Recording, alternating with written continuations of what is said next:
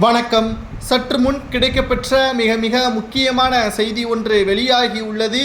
ஊர் மக்களின் சாபமா தற்பொழுது உயிருக்கு போராடக்கூடிய நிலையில் அமெரிக்காவில் வைத்தியம் பார்த்து வந்த முதல்வர் மு.க. ஸ்டாலின் அவர்களது அண்ணன் மு.க. அழகிரியின் மகன் தற்பொழுது மிக மிக மோசமான நிலைமையில் இருப்பதாகவும், ஏற்கனவே சேலத்தில் உள்ள தனியார் மருத்துவமனையில் அவரை பார்த்து வந்த நிலையில் அதற்கு பிறகு அமெரிக்காவிற்கு அவரை அழைத்து சென்றார்கள்.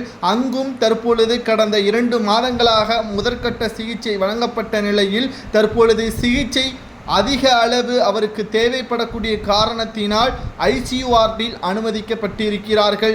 இதனால் ஒட்டுமொத்த குடும்பமும் கண்ணீருடன் தற்பொழுது மருத்துவமனையில் இருக்கிறது. இந்த தகவலை கேட்டவுடன் உடனடியாக மு.க. ஸ்டாலின் அவர்கள் அமெரிக்காவில் உள்ள தனது அண்ணனை தொலைபேசியில் சந்தித்து பேசியுள்ளார். மேலும் வீடியோ காலாக இந்த சந்திப்பு அமைந்துள்ளது.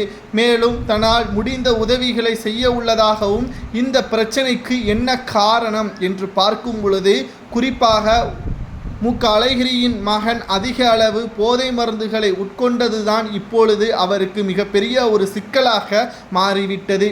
அதாவது உதயநிதி ஸ்டாலின் அவர்களைப் போலவேதான் மு.க. அழகிரி அவர்கள் தனது மகனை வளர்த்து வந்தார். ஆனால் போயஸ் கார்டனில் அதிக அளவு குடித்துவிட்டு போதை மருந்துகளை பயன்படுத்தி மொட்டை மாடியில் இருந்து தவறி கீழே விழுந்ததில் அவரது தலையின் பின்பகுதியில் காயம் ஏற்பட்டுவிட்டது.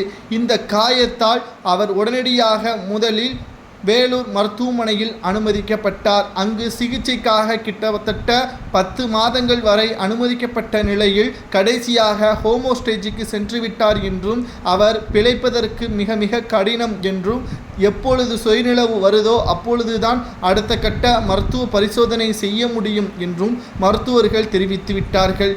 இதனால் 9 மாதங்கள் காத்திருப்பிற்கு பிறகு சுயநிலவு மீண்டும் வந்தவுடன் அவர் தமிழகத்தில் சிகிச்சை பார்ப்பதை விட வெளிநாட்டில் சிகிச்சை பார்த்தால் இன்னும் அதிக அளவு உடல் நிலை தேரும் என்பதற்காக அவசரமாக அமெரிக்காவிற்கும் அவரை கொண்டு சென்றார்கள். ஆனால் கடைசியில் தற்பொழுது அங்கும் அவருக்கு பிரச்சனையாக மாறிவிட்டது.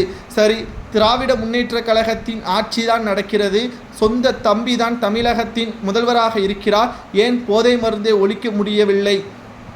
குறிப்பாக மற்றவர்கள் இதே நிலையில் பாதிப்பு ஏற்பட்டிருந்தால் கருணை நன்கொடையாக 5 லட்சம் ரூபாயோ 10 லட்சம் ரூபாயோ கொடுக்கக்கூடிய ஸ்டாலின் அவர்கள் தனது இரத்தம் தனது குடும்பத்தில் உள்ள உறுப்பினர் என்ற காரணத்தினால் அமெரிக்காவிற்கு கொண்டு செல்ல உத்தரவுகளை பிறப்பித்திருக்கக்கூடிய ஸ்டாலின் அவர்களது சுயநலமும் இப்பொழுது தெரிய வருகிறது. இதை பற்றி உங்களது கருத்துக்களை கமெண்ட் வாயிலாக கூறுங்கள்.